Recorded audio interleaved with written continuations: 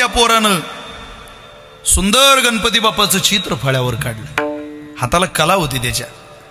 ते चित्र काढलं, पण गुरुजी वर्गात यायच्या अगोदर काढलं. गुरुजी वर्गात आले, त्यांनी ते चित्र पाहिलं. वा, कोणी काढलं रे चित्र? तू काढलं का रे? मी नाही काढलं. तू रे? मी नाही. रामा तू नाही. तू? अरे मग कोणी काढलंय? त्यानं काढलं होतं. तो म्हणे असं चाललं ते आपोआप. आपोआप मूर्खायच कर तू. असं आपोआप लेखा चित्र कुठं निघत असतं का? अरे चित्र काढणारा कोणीतरी लागतो, त्याशिवाय चित्र निघत नाही.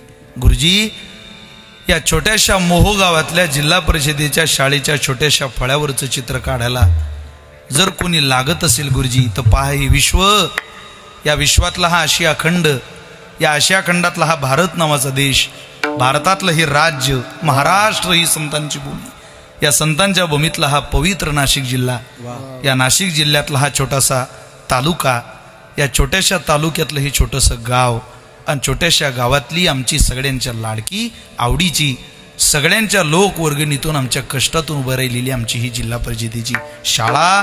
गुरुजी, या छोट्याशा जिल्हा परिषद शाळेच्या फळ्यावरचं चित्र काढायला कोणीतरी लागतं गुरुजी. तर ज्यानं या विश्वाचं चित्र काढलं तो नसेल का हो गुरुजी? असं काय बोलता तुम्ही? तुम्ही शिकलेले राजे हो. तुमचा पुस्तकी ज्ञानाचा किडा इतका वळवळ करू देऊ नका. पुस्तकी ज्ञान खूप वाढलं. जुनी माणसं प्राण्यात देव पाहायचे गुरुजी.